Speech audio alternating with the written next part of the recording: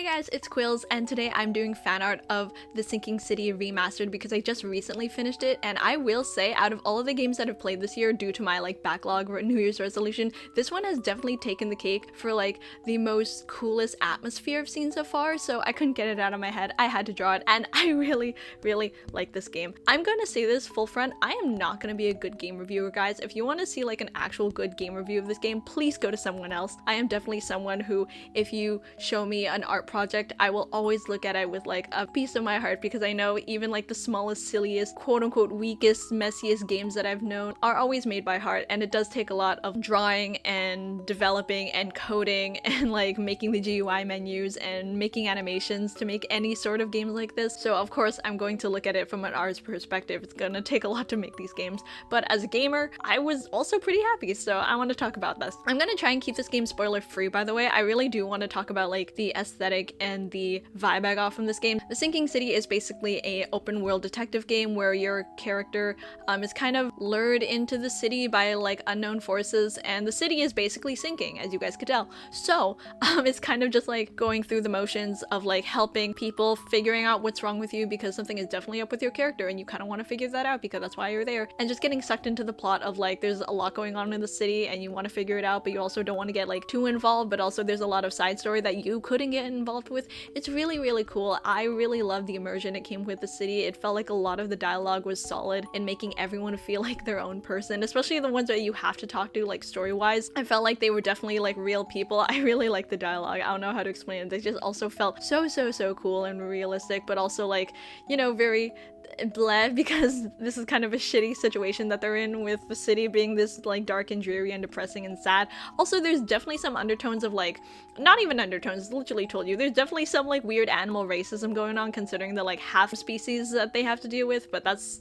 for an undertone for another video that I'm not going to make because that's not kind of my channel. Art-wise, it is definitely a game that I haven't played this for a while, because I am very used to my artsy JRPGs, really cool, pretty visual novel type games that have some sort of humor and level of anime. So this is definitely the opposite spectrum of very gritty, realistic games, and it was so cool to dive into, because again, I'm not really used to this aesthetic. This is not my preferred aesthetic, as you guys could tell, but it was really cool to at least expand it a bit, because now I do have a new appreciation for games that really lean into this type of atmosphere. It was definitely very gritty, dreary, mysterious, especially with the main character being as confused and lost as he is and trying to just figure everything out, and everyone wasn't giving him an answer, and or a vague answer that they would kind of just use him to, get their means. A perfect detective story. I really tried to be nice and do my best, but even the atmosphere kind of got to me, because I was maybe it is kind of not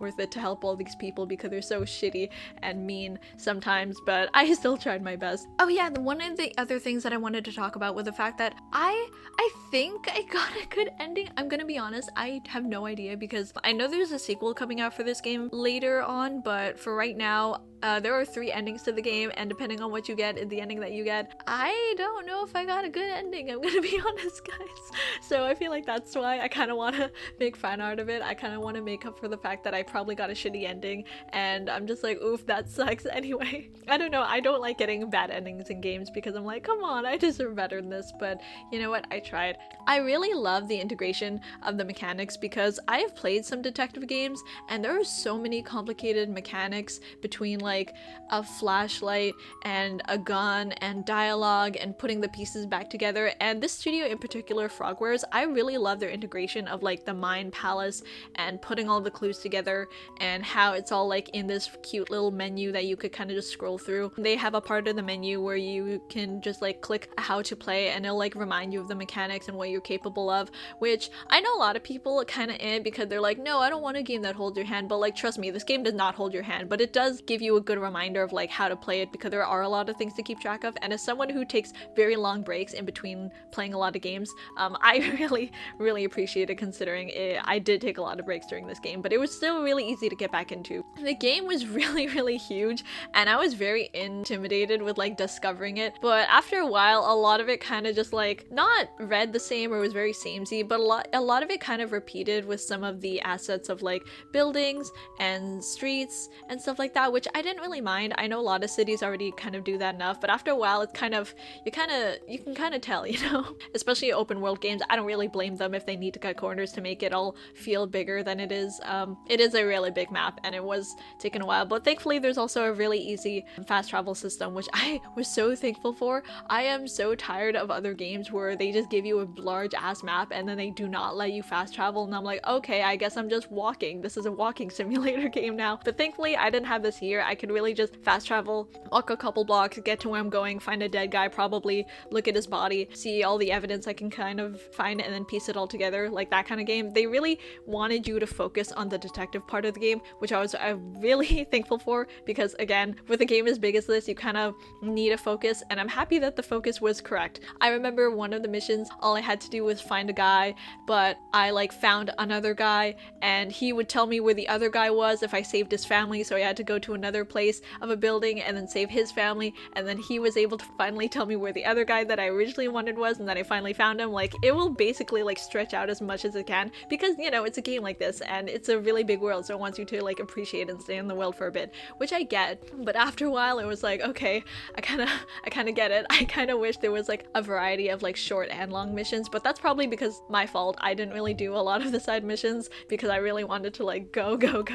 But I feel like I should have stayed in the world a bit more, because maybe I have nothing to complain about, and they did give you a good variety of like short and long missions, and I'm just being a petty little person. So the pros were definitely the mechanics that were integrated well. I really loved the dialogue, the atmosphere. You will see how pretty a lot of the atmosphere is when it comes to the Lovecraftian like caves and some of the underwater stuff. By the way, if you have a fear of underwater, please do not play this game. You will just be pushed underwater with little to no weapons, and they will just, you know, tell you good luck. So if you have a really big fear of the ocean, maybe don't play this game. But as someone who has a mild fear of the ocean, it was okay, I think. I don't really like a lot of realistic games because I feel like you play one realistic game, you play them all, but this one still had a really intense rule of stylization when it comes to some of the monster design and some of the architecture designs. Those are really pretty, and again, if you have this preferred aesthetic in mind, it was definitely your game. One of the cons that again, the cons are like because I am not a game reviewer. One of the cons that I had was, I'm not trying to be mean, but this is definitely one contender of like, you know, when you play a game and the protagonist is a dreary like middle-aged man and he's a detective or just a sheriff or an investigative journalist, and he's like doing his rounds and he knows how to use a gun. It's definitely one of those like bland characters that I've seen in a lot of games, which, you know, for this game it kind of worked because it wasn't really character focused, it was really like area focused, which kind of integrated with the, I'm not gonna spoil a lot, but like your character does get plot important somehow, you know, hint hint nudge nudge, maybe you should play the game, maybe you should not, I'm okay with it. But yeah, no, this was definitely kind of a bland protagonist in my opinion, especially because I've played the Sherlock games, and the Sherlock games, Sherlock himself was a very interesting protagonist considering he was very sassy and charming, had a humor in this way. No, Charles was kind of just, I'm here, I'm doing stuff, and I'm getting out kind of protagonist, which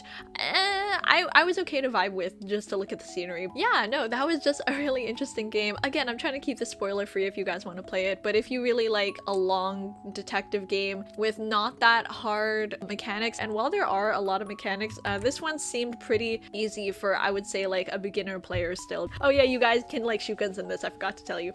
Anyway, that was my review of the game. It's not a good review. I really liked it, but I also am a person that has gotten used to liking a lot of things, so take that as you will. So for the art, if you guys can tell, I used a lot of references from the game. I found this one of Cthulhu that was very helpful. I had a lot of thumbnail ideas just because I wanted it to stand out of its own like fan art, but I also didn't really want to copy because there are a lot of like cool art of this game because the developers are freaking amazing. So I didn't want to do anything like a silhouette or like from behind, or like this one thumbnail especially that I really like, but I kind of thought it was too close to the official art and I wanted to make something on my down. So I just stuck with this cool one of the protagonist looking down at the tentacles about to get him, and he's like over the water, but you could kind of tell that he's kind of like given up on life, because that's kind of the vibe I got after a while. But I thought it would still be really cool, especially because I wanted to work out the details of drawing the tentacles in depth, of having a lot of layers. The line art of this took a while, but it was really satisfying and fun to do, especially because you guys know I love a line art, so all the scribbling that I did was really worth it. Drawing the protagonist took me a while because, again, this is a realistic art style game, and you guys know I'm not about that, so I really tried my best. I decided to keep the line art very messy because I feel like in a way that shows the kind of like bad mental state of the protagonist. As you guys can tell, he was kind of not okay the entire game. At least that's what I think messy line art kind of shows in my art. It can really show the mental state of the person that you're drawing, especially with the like patchwork coloring that I did. Again, I'm not big on colors, but I really tried my best. I was just really happy that I could color swatch for this one. Yeah, so I'm not gonna spoil anything, but the tentacles are important, and the fact that it's kind of like waiting to grab him, in my opinion, of how I drew this, does say a lot for the game if you guys have already played it. So I feel like that's a really cool nod to do. The water was kind of difficult to draw, but I didn't really want to focus on the water. I really wanted to focus on him and the tentacles, and that's where kind of my focus went to. But I think it came out really cool. I'm really proud of it. I love the hazy patchwork aesthetic